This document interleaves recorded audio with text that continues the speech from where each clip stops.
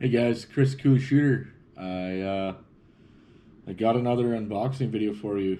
I just got this from the mail today, and got it out of the like the big packaging, the big box.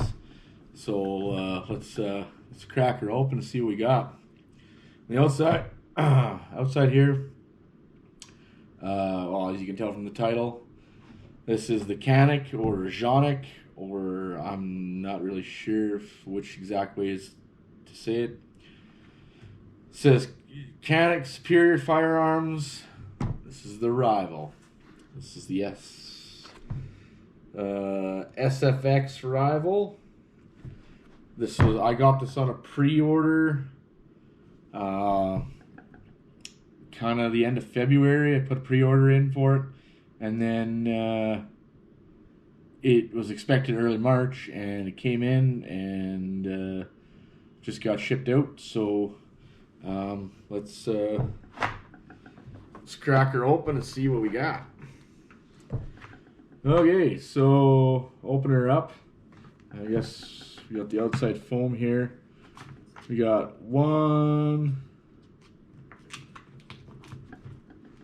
two back straps. We got punch tool. They come kind of handy. We got a brush, and then we got a jag, and then we got this. I've heard about this. It's got a little like bit end in there, and then on the back, it's got some stuff in it. It comes with a couple of the another green and a red or whatever front sight little like well, I can't remember what they're called, little tubes or whatever. Got a few other things in there, not that super important. It's kind of a neat little carrying thing for that. Just like a little baby pistol. It's even Canadian compliant. It's got a Canadian compliant barrel on it. So, which is a joke. For those of my American and non-Canadian friends, we have to have long barrels and restricted magazines. Restricted to 10. So anyways, we got some foam here. It also says Canik Superior Firearms in it, as you can see. And in here we got the manual. We got a bunch of stuff. So let's have a look. I haven't even looked at any of this stuff, so I don't know what we all got.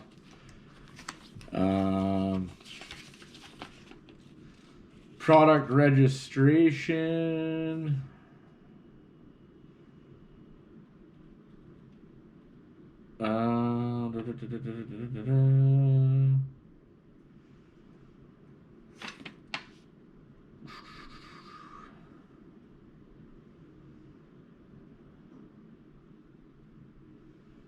Yeah, so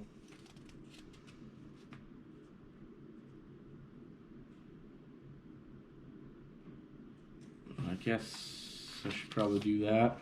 I'm terrible at registering my guns because they're already registered with the government, so don't want to register again. So the SFX rival is kind of like a take on the SFX and the Mete, apparently, and they've kind of taken everything and just made it a little more competition ready, from what I understand. It's supposed to have its own specific Cerakote color that they work with Cerakote on, specific for this pistol. I'm not sure if it'll tell me in it. This is a 9mm.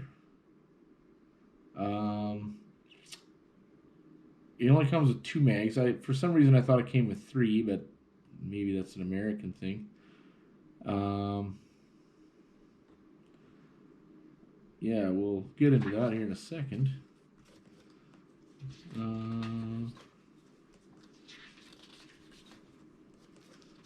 Stripping, unloading, reassembly.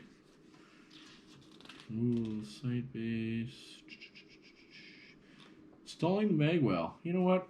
I'm going to keep it on that page because I think that's something I'm going to do eventually. So we got this.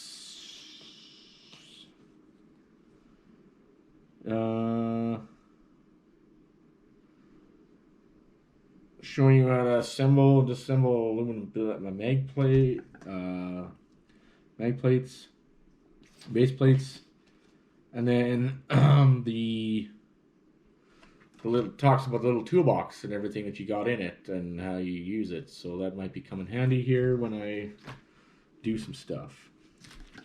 So we got 2 base plates here. I don't know if they're different because it looks like the same color. Oh, it must be different. It's a different piece.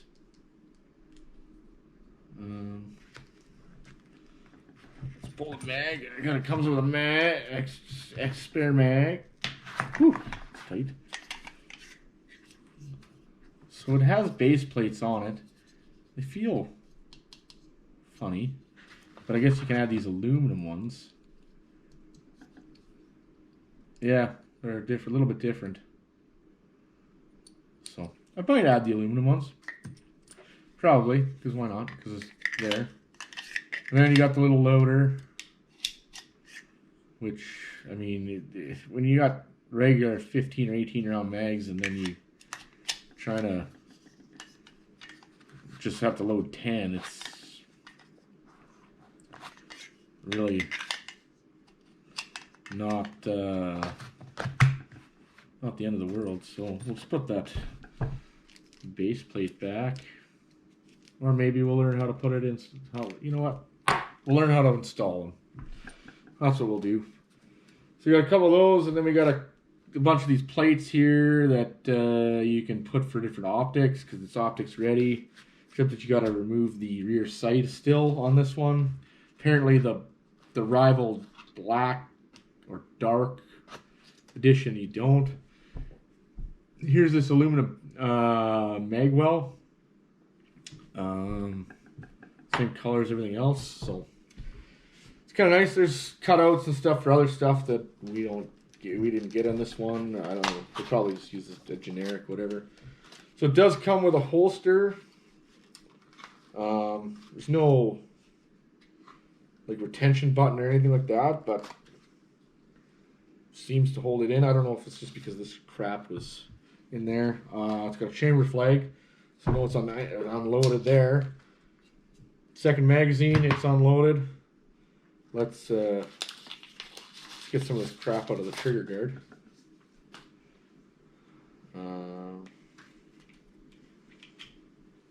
Go through it here a little bit. So, okay, chamber flag, peak, poke, unloaded. So just on first glance here, we got like a fluted barrel, and then it kind of cuts in, kind of like that FN style, I think is what people say. Got some front serrations here, a little bit of lightning cut, a big lightning cut up there, probably just to reduce a little bit of weight. And then come back here, get the sights. That's what the sight picture looks like. I'm not sure exactly how well you can see it or not, but yeah, I mean you can pick that red up pretty quick. Fiber optic, that's the word I was looking for, yeah. So an ambidextrous slide release. And then on the back, you got the cocking indicator, basically. You have, I think you can probably feel in case you got a loaded round indicator in here. I don't have a case on me or a loaded round, so I won't be able to tell you that for sure. This was imported by Century Arms in Canada, and that's just who's bringing in the Caniks or whatever. 9x19, it's the SFX Rival here, and then on this side it actually has the Canadian Maple Leaf in. I didn't know that was going to be a thing for Canada. I know they did it on they have a white Cerakoted pistol SFX that's the Canadian edition, and it has that. So yeah, you got the SFX Rival. So you got this kind of a tungsten-y kind of color. I can't remember exactly what they called it. Yeah. And then you kind of got this gold. I believe the magwell or the mag release is interchangeable. I'm not 100% sure. Then this trigger is pretty neat. It's super wide, eh? Like this is really wide, and then like the pad is actually really wide, and it gets really flat. And then yeah, well while we're here, as Grantham likes to say, we'll ghost that trigger. So that's just the whatever. So you got a little bit of take up, a little more there. So you kind of feel a little bit of a wall, and then it cams over just a little bit, about another like 1.5 millimeters, and then like nothing. So let's see what the reset's like. Oh man, I went over. It's just like nothing there. Break. Oh my goodness.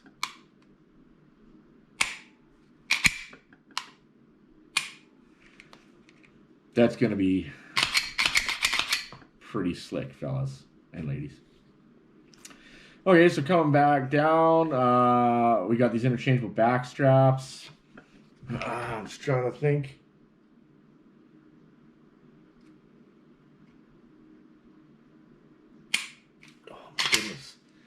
It feels pretty good in my hand, actually. It's not super aggressive, and this is kind of like just like a plasticky kind of bump. It's not as aggressive as even that Smith & Wesson SD9 that I reviewed recently. It's not nearly as aggressive, like the little pyramid-y kind of whatever.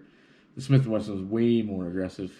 But yeah, on the bottom here we got like a bit of a pick rail.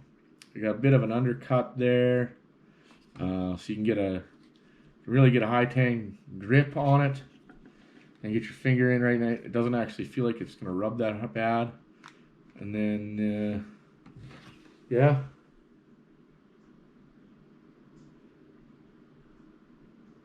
Oh, Lee. That's nice. So, these mags, I mean, that looks kind of neat. That drops pretty free. So I could see where guys are going to like one of these for competition. Now, just the way my hand is, I mean, it takes me a little bit to reach for that magwell, but it's really...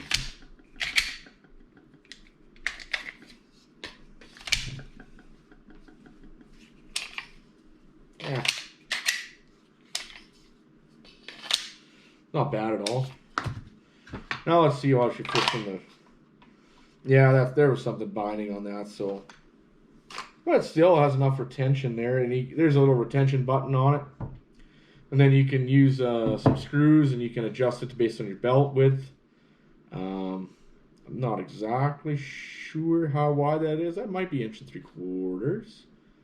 Maybe it only goes to 1.5 inches. I'm not exactly sure, but you can figure it out, put it on your belt, go from there. I mean, it kind of is nice. It's matching. It even says Rival on it.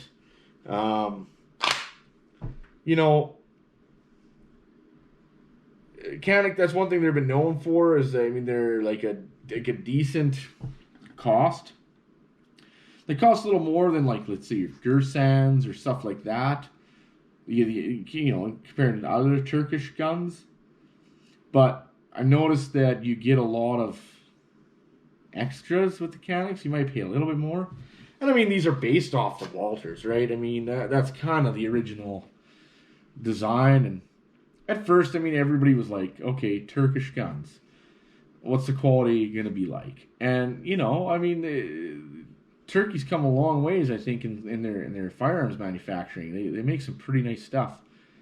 Like my buddy's had an SFX in FDE for a long time. I think you might have saw me review it. That's his first pistol. It's got a great trigger. It was like just over $700. This was $899 Canadian. So plus tax. So I mean, not terrible. I mean, you're getting a lot more out of this one. I mean, it's brand new, right? So you're never gonna get a discount on it. And you got the lightning cuts, and you got the special Cerakote, and you got the Magwell, and you got the rival, right? So I mean, yeah. So let's clear. So let's see if we can pull it apart. So we'll just very much Glockish style, just bigger. Doesn't take much at all. So that's what you get when you open her up.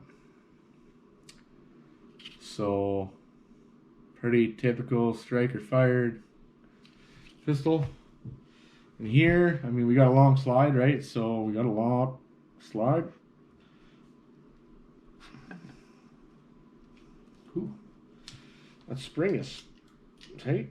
It's another encapsulated one. It takes just a little bit of effort there to get it out. Yeah, you get your fluted barrel all the way to the end, and you got some machining in there. Yeah,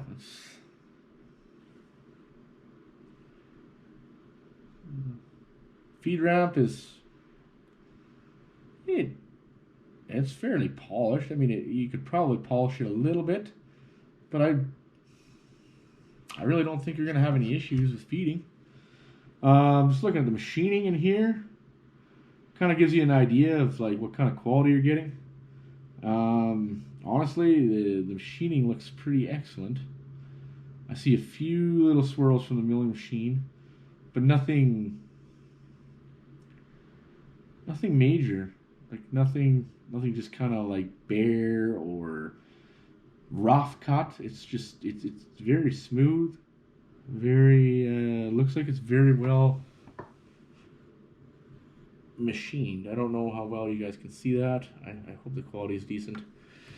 Let's put it back together. I don't think it's going to be that hard. So I guess we leave that barrel, eh? Let's put that barrel in. Fits just nice in there. This is nice. The spring, it doesn't come all the way out to the end. It's got some cuts in it and whatever, just to help reduce some weight. And there we go. That part's in. So that's okay. Am I an idiot? Yes, I'm an idiot.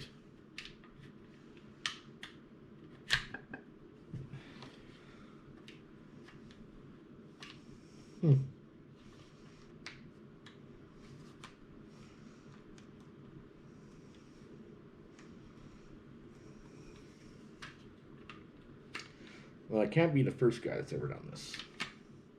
I was kind of confused a second there when it came off kind of awkwardly, and then I just didn't really think about that. What are you catching on?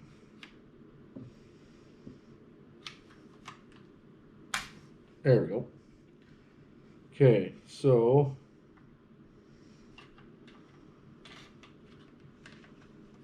okay, so it has these little slots in here. You kind of have to put them in there, and then it's just so. Yeah, I guess I make mistakes too, right? So I'm just new to this, learning about it. So still clear. Oh my goodness, guys. I mean, I haven't fired around with this thing, but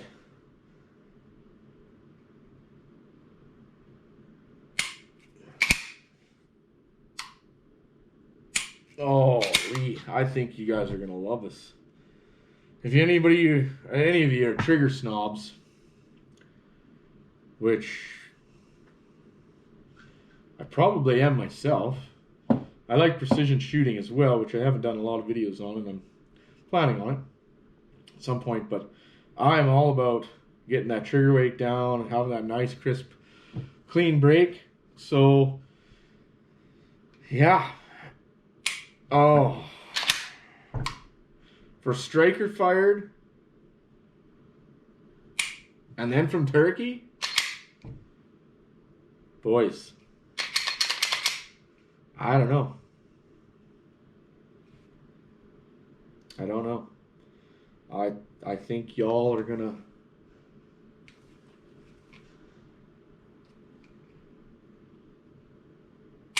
I think y'all are gonna love this.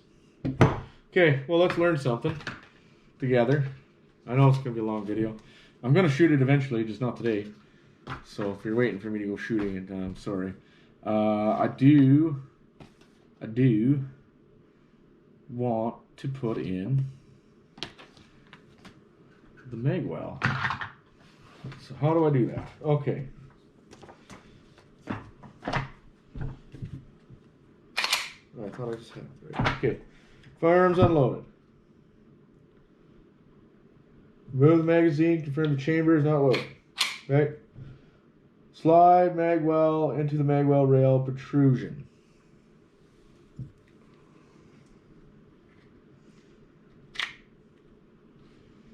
In.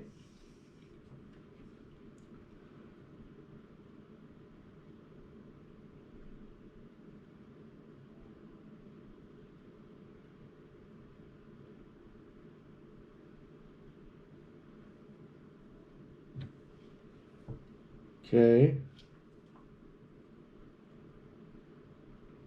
Sure the rails of the magwell are seated to the frame. The holes on the magwell and the frame in meet.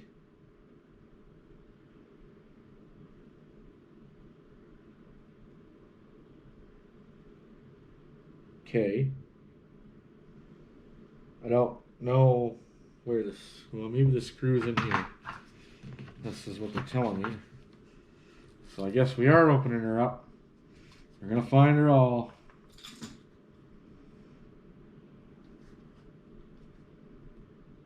So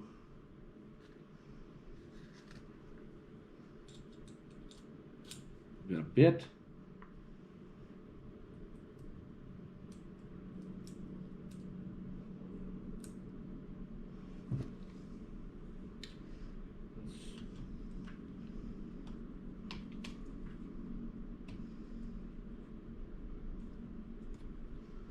Nope, that doesn't seem right.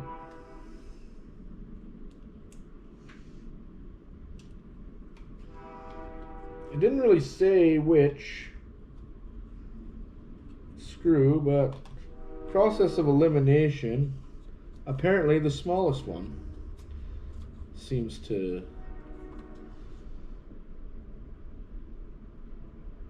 fit in the hole. So now we have a magwell. Well, ain't that dandy?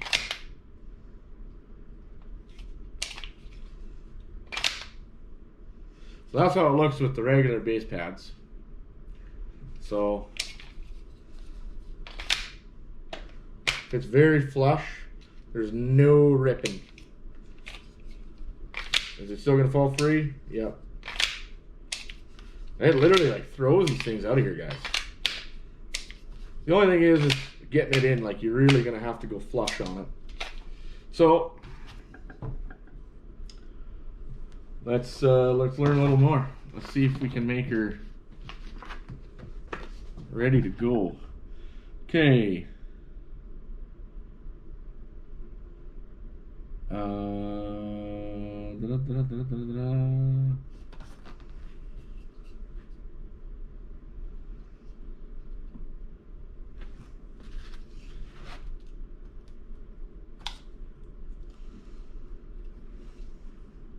Push. Well, That's what pretty much everything in the world is. I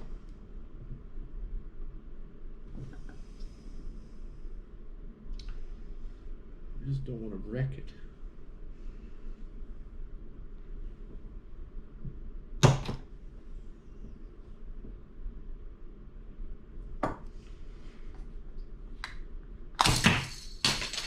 Yeehaw! I guess I should have seen that coming.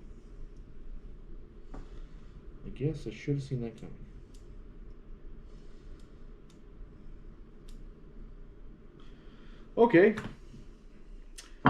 Mag spare, just give me 1 second.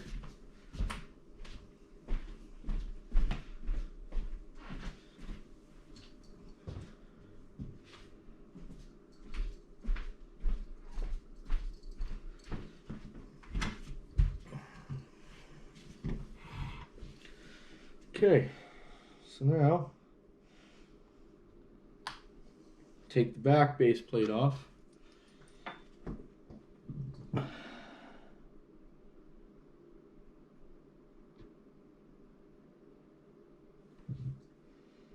now, no.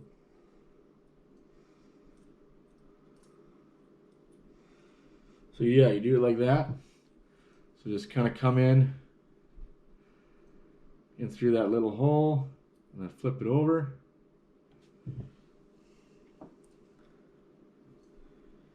And then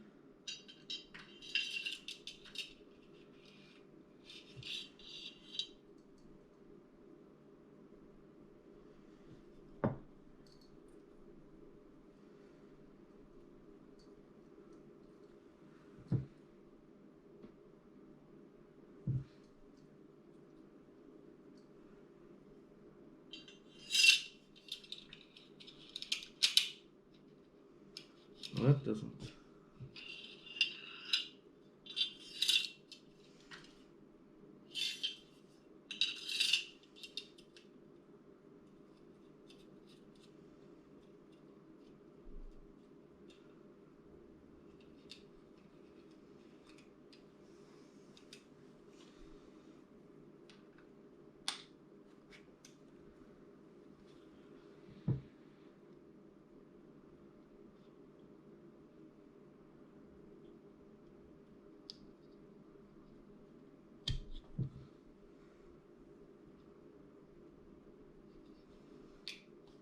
Okay, so yeah, you just slide it on, and then I think it locks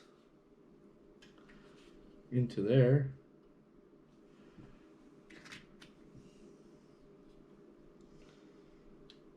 Can't pull it back out. So it sticks out just a little bit more.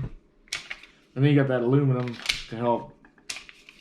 A little extra weight too if you need to. So that wasn't so bad. I feel like I butchered that a little bit. That was so much easier. It doesn't tell you, but when you're pushing this pin out, you got to push it forward, like to the front of the mag, and then down. Whereas I pushed that one down and I nicked a little bit of stuff, so it'll be fine. That base plate, but it's kind of like reminds me almost like a balsa wood kind of feel. I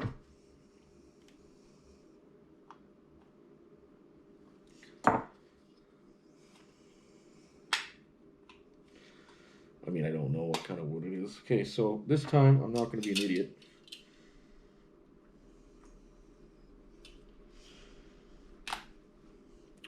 And I'm going to realize that it's under spring tension. I don't even know what I was saying. I wasn't thinking. Let's be honest, everybody. Yeah, you know that.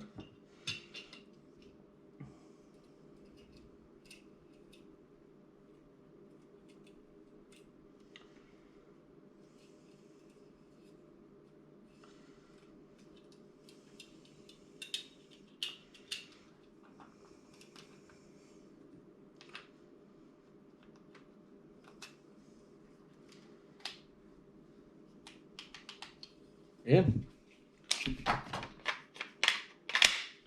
Done like dinner. So that's pretty slick, fellas. It's pretty slick. So that's something anybody I think can figure out and manage.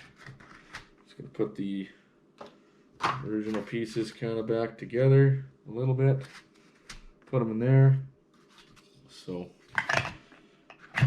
yeah, it still fits nice.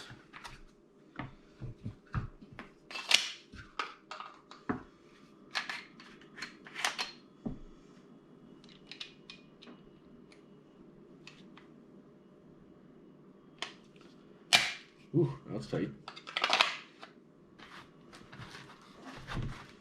Look how nice that fits. I got a couple of whatevers. So, oh, and they have these magazine release extensions or detractions, kind of whatever you want as far as kind of making them the size that you need. That is another nice thing about Canik, guys. They definitely trying to give you options as far as you know, making the pistol work in a way that needs to work for you. You know, some guys might like all the options, some guys might not, but you know, I'm not really complaining. I mean, I think that's one of the big features of these Caniks is that oh crap. Guys are getting all this extra stuff, you know. I mean, yeah, aluminum blaze plates. That's a nice thing to have. Is it what's gonna make or break whether or not I buy this pistol? No. No, not for me. It isn't. So you just gotta be careful. Put all the stuff back in there. It doesn't. You have to kind of watch it. I am terrible at putting things back the way they're supposed to be. So obviously, packages. So, but yeah, I mean, even with the base plate and the whatever the Megwell, it still all kind of fits together really nice. I'm just gonna keep everything the way it is, and just I like to have everything that came with the gun just in case. I'll probably have to find my bill somewhere and put it in here so that way it's in the case and ready to go. So no, other way.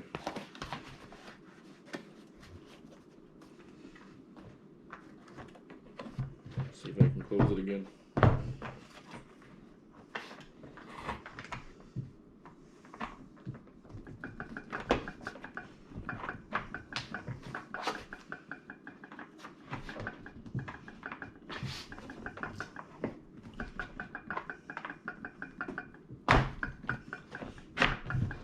There. Yeah, good enough. All right, guys. Thanks for tuning in. It's the Canik Rival. I'm gonna get it out to the range here as soon as I can. Work's just been crazy busy. Obviously, you guys haven't seen a video for a long time aside from the other day. It's just because I've been at work like every day. I've just not been able to. Not been able to do any reviews, or not be able to get out shooting, not been able to do any of that. You know, life gets busy. So, I mean, patch has been crazy. Been drilling. Everybody's drilling wells, and we're out there servicing them. So, guys got to work. Got to be able to afford toys like this. So, I think most of you guys can understand and respect that. So, I will get first shots and some opinions of it actually shooting as soon as I can. I just want to say thanks again for tuning in to listen to me talk and look at and learn together about another pretty cool pistol. I'm really looking forward to this. I've been kind of toying with the idea of getting a Canik for a long time. Like my buddy there, like Woody306, he's been wanting me to get one. I was kind of joking with him, I think, last night on the phone. I was like, oh, yeah, I heard the pre-orders are in, and yeah, might get a rival, and not sure yet. And leading him on because I knew I had one on order, and he was on its way, so he has no idea right now that I have one until he watches this video, so it's going to be kind of funny for me. So, anyways, Woody, we both have Caniks now. We can go play. And then we can compare our original SFX9 to the new rival. Kind of have some fun there. Eventually, I'd like to do a video comparing the rival to the FN509 LS Edge, the HK SFP9L OR, or for my American friends, the VP9L, and my Walter PDP 5-inch compact. It's got the 5-inch slide on it. And then even in the mix, I would like to add my Shadow Systems MR918L, just because it is a alongside version for them. It is a little bit shorter barrel than the rest of these, but it does fit in the same category as it's got, the lightning cuts, and it's got the long slide. It's optics ready. That one does have the Hollison on it. The Walter does have the Delta Point Pro, and the HK may very soon get another Delta Point Pro on it. So yeah, just look for some of that stuff this summer. I'm hoping if I do get some days off here and get out to the range and do some shooting, get some nice weather, that I can do a few more videos like that, just to give you guys a little bit of information for when you're out there spending your hard-earned money. Because I'm the first one to know, like, I know that everything's costing money, gas prices are insane, everything like that, and money isn't going as far as it used to. So you guys got to start looking at, what do you want out of it? Like, if you want to get from what I understand, this thing is IPSC approved. They had gone through and made sure that it met some classes. I haven't got into some of that shooting just because where I live, there's not a lot of competition. It's something I want to get into. That's why I am buying some of these pistols, just to kind of get used to it, see what I like and what I can be proficient at and with. But if you're looking to get into some of that IPSC or 3-gun or whatever, and you need a long slide, or you want to put an optic on it or whatever, and you're in Canada, I mean, for what you get, this I think would be a very good option. Even the regular SFX9. Caniks are definitely not something to just kind of turn your nose at. That's kind of probably how I was when I first heard about them. It's kind of like, nah. And then I ended up getting a Gersan, and I heard lots more negative stuff about the Gersan than I did about the Caniks, and my Gersan's been awesome. So, and I know, well, now I know a buddy that has one, Woody 306 there, and another one of his friends has one, and you just keep seeing more and more guys have them, and they seem to really be enjoying them and getting a lot of fun and use out of them. So I'm trying to be another one of those people, so I'm gonna take it out and have some fun. Anyways, that was a long drawn out conclusion. Thanks for sticking to the end here. You guys take care. Get out there, join a gun club, do some shooting, bring a friend, teach them how to shoot. Yeah, cheers.